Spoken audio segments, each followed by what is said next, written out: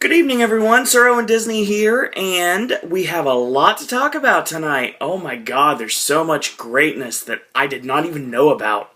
Okay, first off, I'm going to mention the fact that I found out today, actually, that there is actually going to be something special coming in July. Yeah, the July 18th is going to be Destination X. Destination X is not going to be airing on pay-per-view. It's actually going to be airing on Spike TV. So the Destination X pay-per-view where Chris Sabin can give up the X Division Championship for a shot against Bully Ray in the TNA World Heavyweight Championship will happen this year. So Destination X will not be a pay-per-view, but it will be an extravaganza that's going to be live on Spike TV. And that's going to be pretty awesome. So the big news today is something I just found out about a few minutes ago, that it's not official yet. There's still some murmurs. There still hasn't been an official announcement made. But there's a couple ways to look at this, and once there's an official announcement made, you can bet I'm definitely doing a speculation video on this. My favorite park, Disney's Hollywood Studios, and not just because Hochberg is the man. Matt, can't wait to see you at reunion this year, sir. Basically, I'm a big Hollywood Studios fan, always have been. I was a big MGM Studios fan, and I love the Studios, period. I wake up every morning, listen to Studio Central Radio, and I love my plus and minus I got to do with the studios that I talked about doing exactly what Disney is going to be doing, supposedly. Now, what I'm hearing at this point, it sounds to me like the days of the Indiana Jones Epic Stunt Spectacular and, unfortunately, Muppets are rather numbered. Okay? I'm also hearing that Lights, Motors, Action, as well as the Backlot Tour are days numbered. Why? Just like I mentioned on my plus and minus video, as you can check out on the plus and minus playlist here on Pop. That was way before we did Pop, obviously. That was back in the Welcome to My World days. I did this segment called Plus and Minus, where I went to all the Disney parks, both Universal parks, and I talked about what I would do to plus them, to make them better, and get rid of things to make that better and make the park better overall. So I'll give a link to that in the description bar of the speculation video when this is officially announced.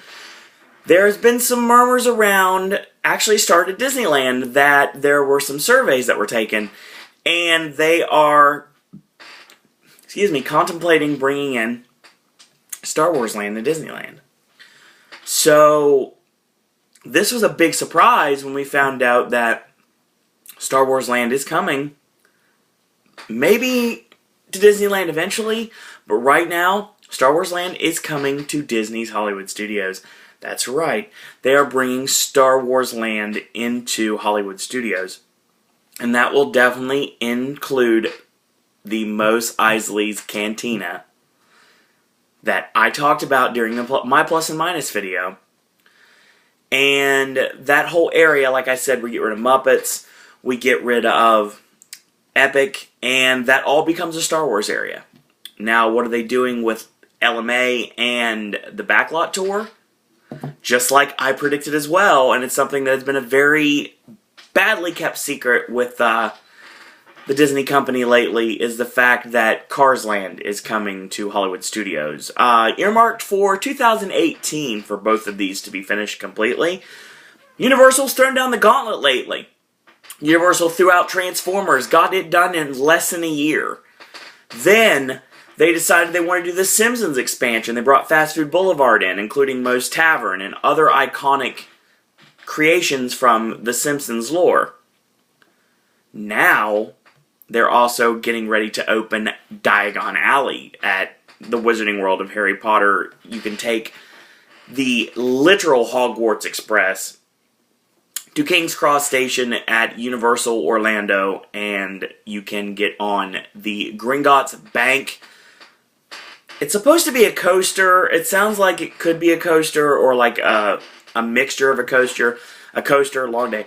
Apparently it's going to be kind of like, I think of what it's called off the top of my head, Verbolten at Busch Gardens. There's going to be a part in the ride where the track drops backwards. and that sounds awesome. So that looks really cool, and I'm really excited about that. So, Universal threw down the gauntlet. Disney's, of course, has the Seven Dwarfs Mine Ride opening tentatively middle 2014. I think they can get it done earlier than that, and hopefully, with any luck, it'll get done earlier than that, and best case scenario for me is that they have soft openings before the year is over, and hopefully before December 16th, if you're picking up what I'm putting down. Now, excuse me. So, Cars Land and Star Wars Land coming to Hollywood Studios, and it's going to officially make Hollywood Studios a full-day park. Now, for me, obviously, it is a full-day park, but for most people, that and Animal Kingdom are both half-day parks. Well, Animal Kingdom is bringing an Avatar very soon, and basically, that's going to make it a full-day park, I guess. We'll see how it works, I guess. Like the Soarin' on Steroids idea, the Flight Over Pandora, that idea, and maybe a dark ride. Potentially a new restaurant venue of some sort, that coming in. I don't know what Cars Land is going to bring to Hollywood Studios. I don't know if it's going to be Radiator Springs Racers, even though we have Test Track at Epcot, which is about the same technology, but with Radiator Springs Racers, you're actually racing, and I'm really excited for 2015 when I'm actually able to ride that finally. And all the various drinks that are utilizing Cars Land are under different names now at Walt Disney World in the various parks. And the Cozy Cones that they have, the cone drinks are actually available, a version of them at Test Track. So right next to the Cool Wash Pizza, where the like the misting station is, where they have the ride vehicle from Test Track and like the mannequins inside there. And you can mist, and that's where you can get your frozen beverages. That's where you can buy a Cars Land style Test Track cone cup, which I will have very soon. So yeah, that's the news we have right now, and my god, that's going to be awesome. Cars Land and Star Wars Land coming to Hollywood Studios, but again, everything is just purely speculation until Disney makes an official announcement on the Disney Parks blog. So check out the Disney Parks blog. This, I think this broke on DVC Central, so, we'll find out more from this in the near future. It would be really sad to lose Muppets. Epic has, been on its last legs for a while, and I thought that would end up being some sort of a, bring Indiana Jones ride of some sort to that footprint in Hollywood Studios, but apparently not. And, it's gonna suck to lose Muppets, it really will. Lights, Motors, Action, I need to watch it one more time before I leave. Sometime this year, either September or December, I need to watch Lights, Motors, Action one more time, and do the Backlot Tour one more time. But since the Backlot Tour lost its actual cast member doing the tour instead of a pre-recorded voiceover, it's not been the same. So, yeah, and apparently the special effects water tank is not used all the time, supposedly. So I read some trip reports that basically said that they did not get that show. They just kind of walked through it. So that'd be a shame. That's one of the best, most memorable things about the Backlot Tour. That and Catastrophe Canyon, which is basically just an outdoor version of Earthquake, pretty much. If you want to look at it that way. Or Disaster, if you want to use what we have right now at Universal. So basically, we've got a lot of things, and as soon as an announcement is officially made, I will give my official opinion about Cars Land and Star Wars Land coming to Disney's Hollywood Studios. It's going to be awesome. So, it's Thursday night, and what Thursday night mean? Let's talk a little TNA Impact. So, we are still live, well, not live to tape in this case, in Atlanta, Georgia, the city that WCW built. Yeah. So, I'll be totally honest with you guys. I had to use this recap from 411 Mania to do the opening segment because I was late getting back from B-Dubs. Not really late, I was like 5 minutes late, and then I had to go downstairs. The trough it wasn't filled, it was kind of like up there. So I had, because of all the rain we've had lately, because of the super storm we just had, as I roll my eyes. Basically, everyone thought it was going to be like this ginormous storm, and I'm sure a lot of people got storms, and I'm sorry if you did, and I hope everything's going well for you guys and girls out there if you were in the path of storms, if you had to deal with storms and power outages, and bad stuff, obviously, but fortunately this area really didn't see that much badness, so that was good. Just kind of a thunderstorm, no big deal. And a ginormous monsoon earlier today, which, yeah, I'm glad I didn't get stuck in, to be totally honest. So, like I said, full disclosure, I just took this first recap. I mean, I worded it my own ways, but I took it off of 411 Mania. So, props to the 411 Mania guy for doing this recap. So, GM Hulk Hogan comes to the ring, and he says, you know what, tonight we're going to find out all 12 men in the Bound for Glory series. Now, currently, we have Samoa Joe, we have Shawn Hernandez, and we have Jay Bradley. They've all officially qualified, right? Bradley was the first, obviously. He was the gut check participant. And Jeff Hardy and Bobby Roode are actually getting in via the fact that they are former BFG series winners. So they don't have to qualify this year. They automatically get in. It's kind of like a champions provisional you would have in NASCAR, to be totally honest. That's the best way I can really describe it. Why they would get in and other people would not. So, Jeff Hardy comes out and he goes, what, he's sick and tired of aces and eights, but he plans to win, and he wants to get his World Heavyweight Championship back. Cue Bobby Roode. So Bobby Roode comes out, he says, of course, he's the longest reigning champion in Impact Wrestling history. He won the first Bound for Glory series, and this year he'll do it just the same like he did last time. So next week is Open Fight Night.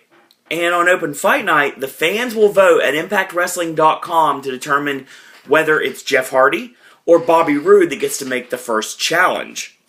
That'd be interesting to see what we do with that.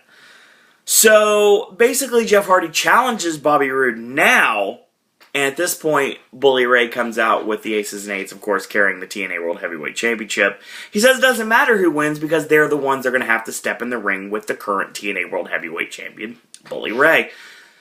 And he asks Hulk Hogan a really interesting question that makes total sense, really. Why is there no Aces and Eights presence inside the Bound for Glory series? And Hogan goes, you know what? I've thought about it, and I'm going to give you one spot. And in order to get that spot, you guys have to battle each other. You have to tear each other limb from limb in a battle royal to determine who is going to get that one Aces and Eights slot in the Bound for Glory series. So, basically, no matter who gets in, Bully Ray says that the Aces and Eights will target them personally. And, you know, all of this is all because of Hulk Hogan. It's all his fault. So, the Aces and Eights jump Bobby Roode and Jeff Hardy. I'm just saying Roode and Aries, sorry. And they end up clearing Wes and Garrett out of the ring. And Bobby attacks Hardy and he leaves to the back. So, we see the best tag team in the business, the Bad Influence, the Fallen Angel Christopher Daniels, and Francois Kazarian. They make fun of the current TNA World Tag Team Champions, Cowboy James Storm and Gunner. They says they're the best, and they will win and make it into the Bound for Glory series. Of course, they're wrestling in a tag team match to start the show off to determine who's going to make it into the BFG series. And they basically said, no matter if it's Daniels or Kaz, one of them is going to walk out with the TNA World Heavyweight Championship. So we had our first match of the evening, Bad Influence taking on the current TNA World Tag Team Champions, Cowboy James Storm and Gunner in a non-title match. The two people that win this match will advance in the Bound for Glory series. We go to the end of the match.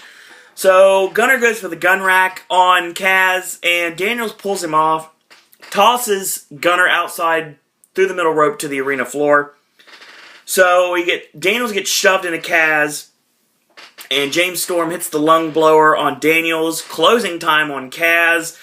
Daniels from behind with the tag team title belt in the back of James Storm's head when he was setting up for the last call super kick. Kaz rolls him up and gets the pin. So the Fallen Angel Christopher Daniels and Frankie Kazarian are now in the Bound for Glory series. And that is a good thing. Yes, it is. So Crimson shows up. I haven't seen him in about a year. Or half a year. Well, no, it's been a year. It's like, why is he here? People are asking him that day in, day out. And it's like, it's been 12 months. And he won't tell anyone why he's here. So we see Velvet Sky, and she has an envelope. a surprise for the current TNA Knockouts champion Mickie James, and she's going to reveal that surprise later on tonight. So, Crimson returns, and he says, at Slammiversary last year, almost 1 year to the day, his 15-month winning streak ended at the hands of Cowboy James Storm. 470 days he remained undefeated, and almost 12 months ago to the day, he got sent home. He lost one time, so they sent him home, but he's got a golden opportunity to qualify for the Bound for Glory series, and that's later tonight. So, later tonight, as in right now, apparently, because Crimson is wrestling Joseph Park in the Bound for Glory series. So Crimson locks on the cravat towards the end of the match and hits those knee strikes while in the cravat for Park. He nails a reverse neck breaker and with a double leg style spine buster. So Crimson charges in and misses a splash in the corner. He catches nothing but chest to turnbuckle. Park rolls him up from behind. 1, 2, 3. Joseph Park has advanced to the Bound for Glory series. So, Velvet Sky comes out, and she says ever since losing the Knockouts Championship, her friendship with Mickie James has been kind of strained, to be totally honest. But she's got a piece of paper that's going to make it all right again. So she's inviting the champion to come out. So Mickie comes out to the ring with the Knockouts title over her shoulder, like she does. Basically saying, this envelope is going to solve all their problems. And Mickie opens it, and Velvet's like, okay, I'm going to break this down for you. You know what this is? She's like, to whom it may concern. To the champ. Well, that's me. I'm the champion. And she's like, well, if you haven't paid attention yet, Mickie, this is a doctor's note that said I am completely clear to wrestle. And that means I want my rematch against you. Mickie kind of backpedals for a second and goes, you know, let me read this a little carefully. This was yesterday. Your clearance was yesterday. And you know, you can't really have a match tonight because your knee's acting up. Velvet thinks about it for a second. Actually, not even a second. And Mickie kicks her knee out from under her. And on top of that, she locks on... This is actually really cool, actually. She locks on an Indian Death Lock. And she bridges back, and she locks on like a crossface. So she pulls up, wrenching the knee of Velvet Sky, and she pretty much leaves her laying. So obviously we're not getting our match tonight, and we're definitely going to get our match in the near future once Velvet's able to compete. Since she's technically cleared, but she's hurt again, so who knows if when they're going to battle in the ring yet again. So hopefully very soon, though. So the referees go check on Velvet as Mickie walks to the back, very proud of herself. So we see the blueprint Matt Morgan. He goes, I'm the man that Sting couldn't beat. And I have to qualify? Qualify for the Bound for Glory series? Yet more hoops to jump through, courtesy of the GM Hulk Hogan. Well, tonight I'm going to move on, and once I win the Bound for Glory series, I will finally and rightfully become TNA World Heavyweight Champion. So we get our what the heck match of the evening, which is a 4-way match to determine who's going on in the Bound for Glory series. Big Rob Terry, Kenny King, Magnus, and Matt Morgan. If I could think of a more strange group of 4 guys, I'd be hard-pressed to do so at this moment. Especially given the fact that it's almost midnight. So, Magnus hits the rebound lariat on Kenny King. And King ends up going to the middle rope, going for the crossbody. He gets caught, and he picks him up on a high vertical suplex, and he lands it. So he goes up top for the flying elbow drop, and he hits it, but Matt Morgan, double axe handle, makes a save right at the 3 count is being laid out. So Kenny King gets a spinning heel kick on Magnus. King gets choke slammed by Rob Terry. Morgan gets thrown over the top rope to the arena floor. Magnus hits a Michinoku driver on Kenny King and gets the win. Magnus advances in the Bound for Glory series.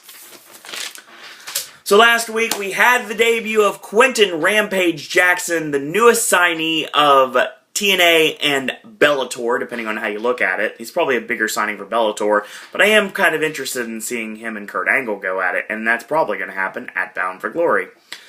So they run into each other backstage, and Rampage is like, you really said that something about maybe stepping into my world, what do I got to do? And he's like, well, honestly, you're not going to step into my ring without learning the ropes first. You're going to face me down the road, and I look forward to this challenge, but you're not ready right now. It's going to take some time. So Rampage's like, yeah, you're right, but it's going to be a great match, a great fight down the road. I'll see you later. Good luck in your fight against AJ. So, that's the end. We see Bully Ray having a strategy session with Aces and Eights about the Aces and Eights Battle Royal. Actually, good lord, I did this backwards. I'll talk about it in a second. So Rampage and Kurt, that was actually after the Aces and Eights Battle Royal, but I'll talk about that in a second. Sorry, I read it backwards. But anyway, Sting comes out, and he says, it's great to be back in Atlanta, Georgia. He was given one shot, one final opportunity against Bully Ray, and you know what? He failed. That means he can no longer get another TNA World Heavyweight Championship opportunity. The Aces and Eights played the numbers game, and they overwhelmed Sting. And he was left alone to fend for himself, with no one from the back coming to help him. It's okay. Sting doesn't mind. Doesn't mind at all. You see, you and the Aces and Eights, Bully Ray, you're a fine-tuned machine. You're just like family. Sting ponders. Family? Family. I realized I had to create my own family. I had to go to a place that I promised myself I'd never go back again. One family I can fully trust and know that they can fully trust me. One family, one mafia. That's right, Sting bringing back the Main Event Mafia, and very soon, the new Main Event Mafia will rise, and the Aces and Eights will fall. Talk about speculation for the Main Event Mafia this time around. I would say Kurt Angle, but he's kind of wrapped up in a feud with Rampage Jackson, unless they want to bring them both in, I guess. And obviously he still has some issues with AJ Styles, so that's not going to happen. I think Joseph Park's definitely a guarantee. I think Eric Young is a guarantee. It could go a lot of different directions. I think Joe and Magnus are a guarantee. I'm not exactly sure where we go from here, but like I said, we'll talk about it later.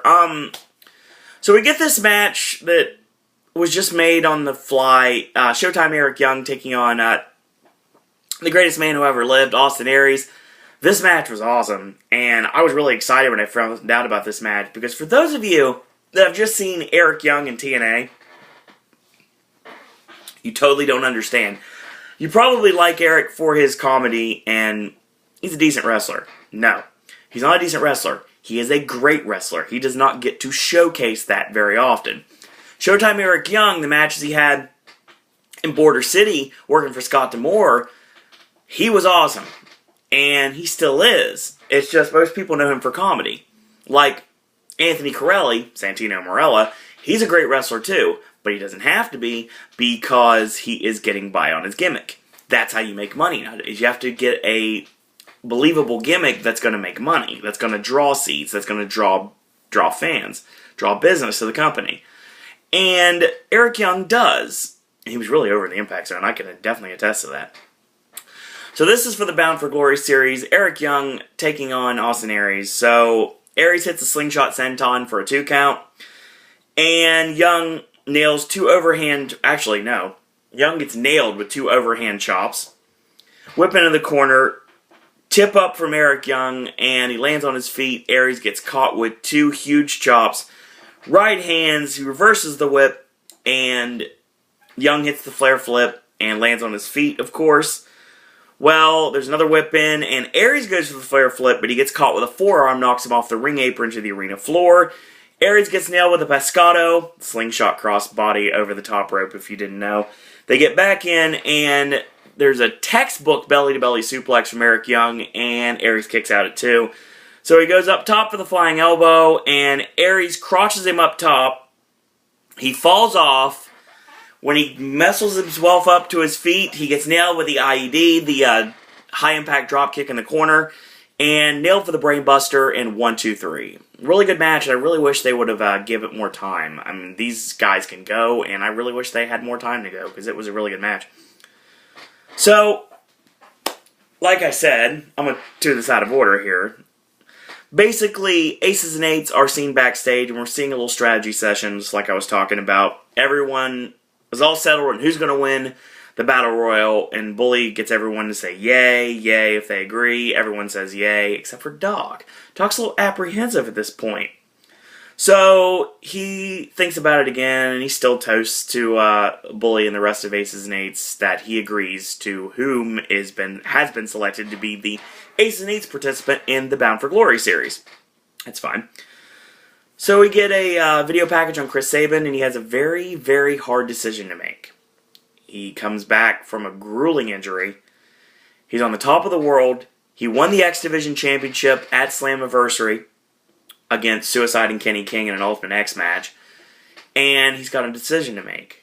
Does he give up the X Division Championship for a title opportunity against Bully Ray for the World Heavyweight Championship? Sabin himself doesn't quite know.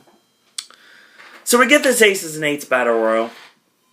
And I was kind of funny, personally. So they all do the Aces and Eights taunt. All 6 men circle. So Mr. Anderson puts his finger like a gun. And he goes, bang. And then Wes Briscoe just kind of clutches his chest. Kind of like it's an old-timey Western. And he falls over the top rope to the floor. So, the second Garrett turns around, Anderson points at him and goes, you! Brother, brother, brother, come here, brother! And then he tosses Garrett over. He just, spins him around, and tosses Garrett over the top of the floor. So he shoves Devon and says, Devon, get the tables! So Devon goes to get the tables, and by getting the tables, he eliminates himself. Obviously, he didn't get the tables, he's just jumping over the top. So he shows his magic fingers to toss Doc over. So he goes, go over. And go over. Doc's not moving. So Doc kind of just stands there and he shakes his head. And everybody in Aces and Eights are beside themselves because obviously Doc is being very insubordinate at this point. So Doc ends up going over the top. He steps over the top rope and Mr. Anderson's going to win. But he stops himself and he climbs back over the top. Shakes his head again. So he fights with Mr. Anderson and Doc, jaw back and forth. And eventually, he punches Anderson in the face and starts beating him down. Anderson catches him with a knee in the midsection and tosses him over the top rope. So Doc shoves Devon and walks to the back. So there's some dissension in the ranks of the Aces and Eights.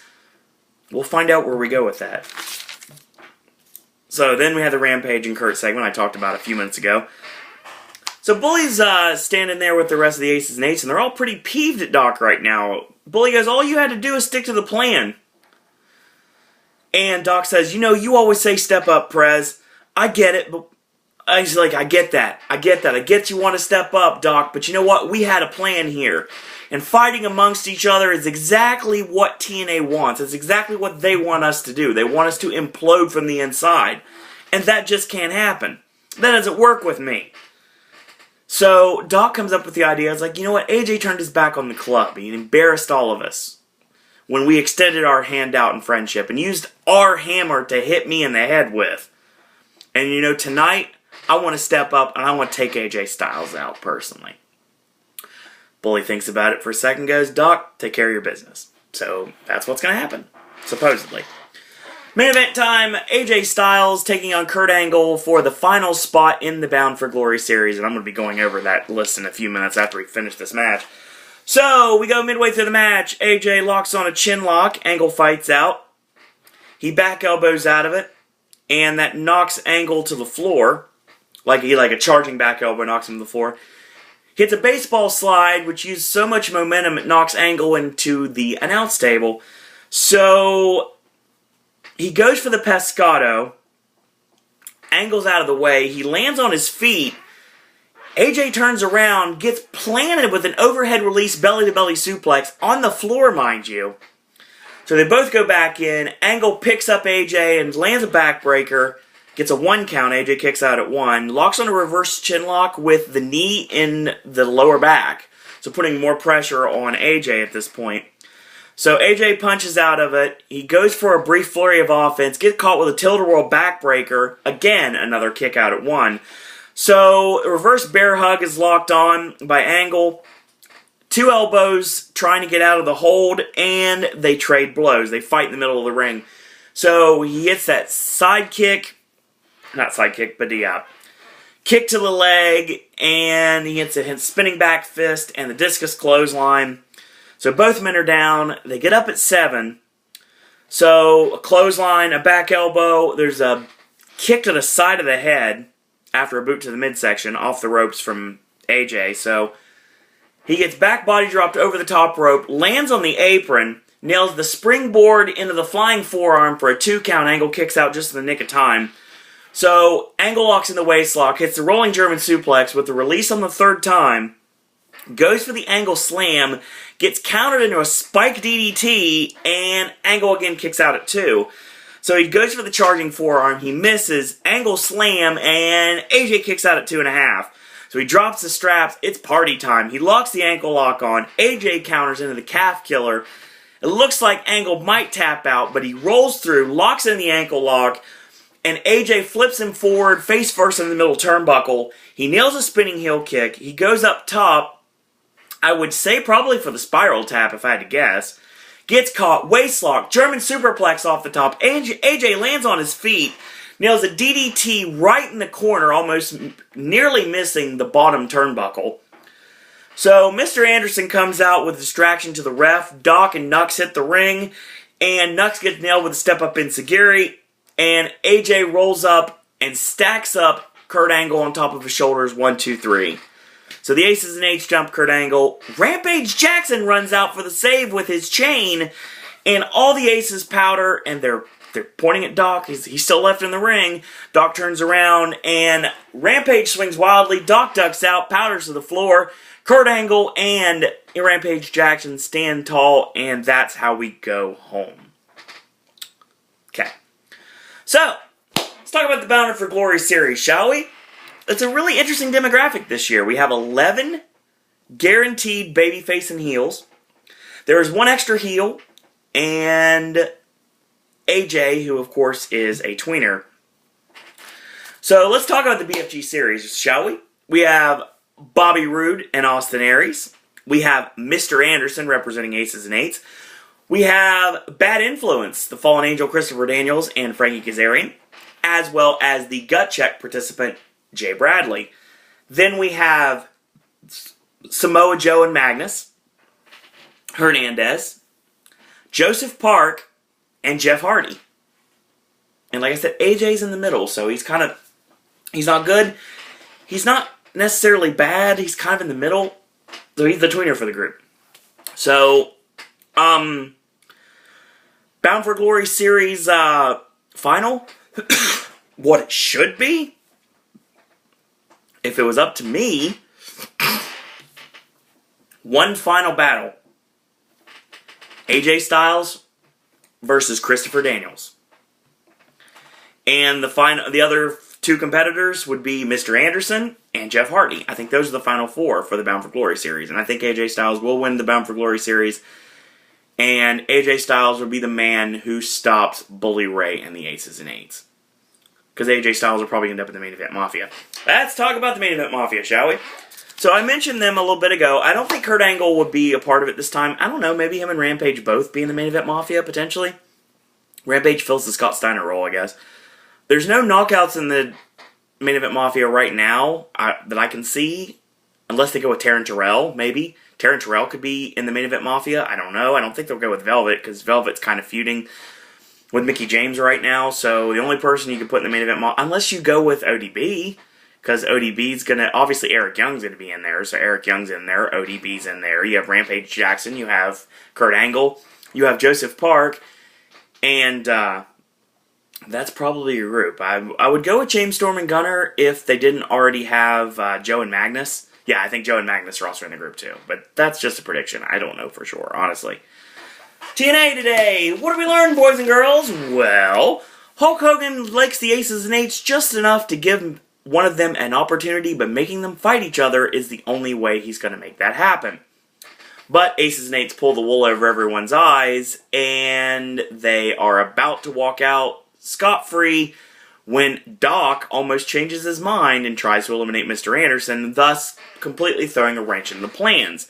I don't think Doc's going to be punished on this because he tried to get the job done and helped AJ win, which is interesting.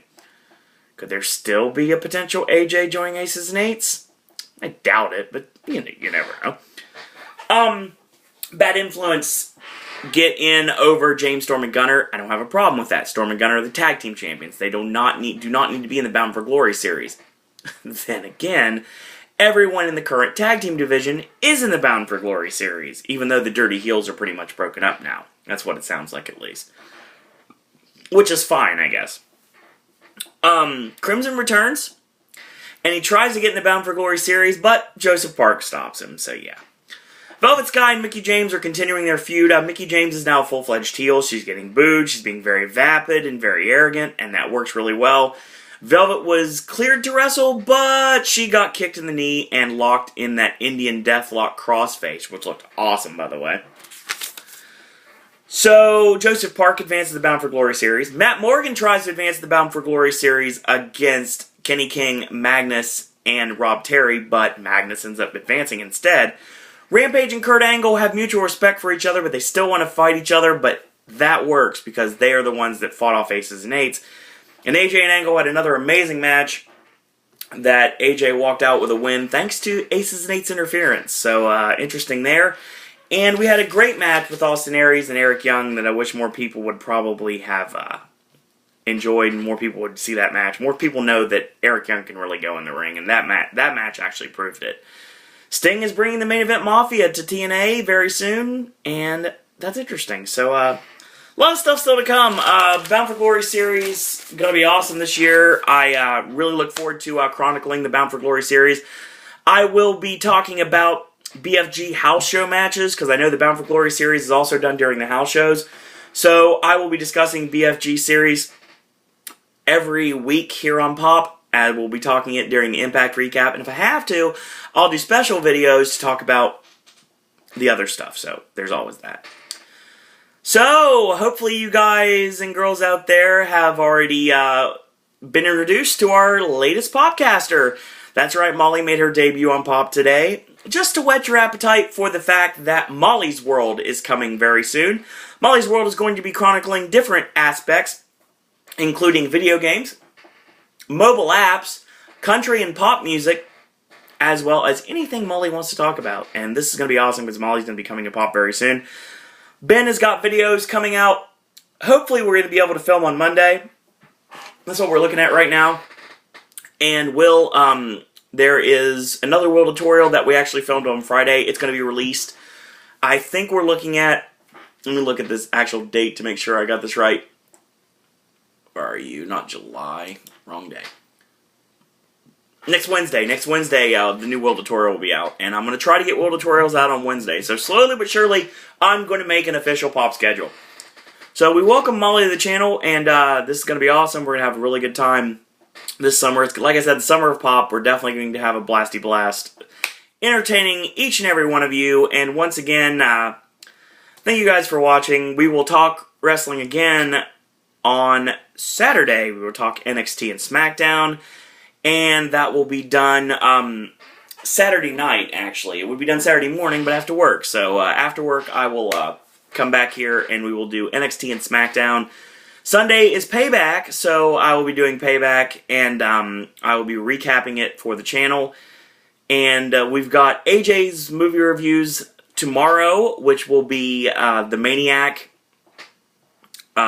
the new version of Maniac that just came out, and actually going to be coming out in theaters in a couple weeks, as well as This Is the End and Man of Steel, which we're going to be watching tomorrow, so that's going to be coming. And got a new segment. I jumped the gun and called it Original versus Remake. You know, we thought about it, And I brought up an idea to call it Versus, and that's exactly what we're going to call it. We're going to call it Versus, and it's going to not necessarily be original versus remake. We're going to talk about companion pieces. We're going to talk about movies that are kind of similar, and we're going to give you a out-and-out winner. So we're going to discuss movies and that are a little similar to each other, and we're going to pick a winner. So Versus is coming this weekend. So I guarantee you Versus will be coming this weekend. It's going to be awesome. So like I said, welcome to the Summer of Pop. Hopefully you guys enjoyed the videos. If you did, do comment, do subscribe, thumbs up these videos, share them on social media, and if you have like a bulletin board at your college and you like pop, tell your friends about this. Tell anyone about this. I don't really care. And just get the word out about the pop revolution. If you want to be part of said pop revolution, you can send me your videos, send me any sort of feedback to siroandisney@gmail.com. And you can tweet me at siroandisney if you want to leave a comment that way. And like I said, a lot of content coming from Pop in the next time to come, and I promise you, stick with us right now. It's going to make it worth your while. Mark my word, this is going to be awesome. So, thank you guys and girls out there for watching, and check out Molly's video, check out Ben's older videos, check out Will's older videos, his new Will tutorial about Arkham Origins, the new gameplay that was released at E3. There was a trailer released about the new gameplay, so check that out if you get a chance to. AJ's movie reviews tomorrow will be, like I said, Man of Steel, This is the End, and Maniacs. We're going to talk about that.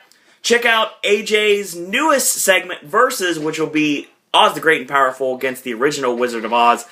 And that's just the beginning, folks. So a lot of stuff still to come, a lot of awesome content, and coming later this week, also Raw, SmackDown, and NXT and Impact. So more wrestling recaps, as well as WWE Payback. So there's a lot of stuff still to come. So until tomorrow, boys and girls, that's all I got to say about that.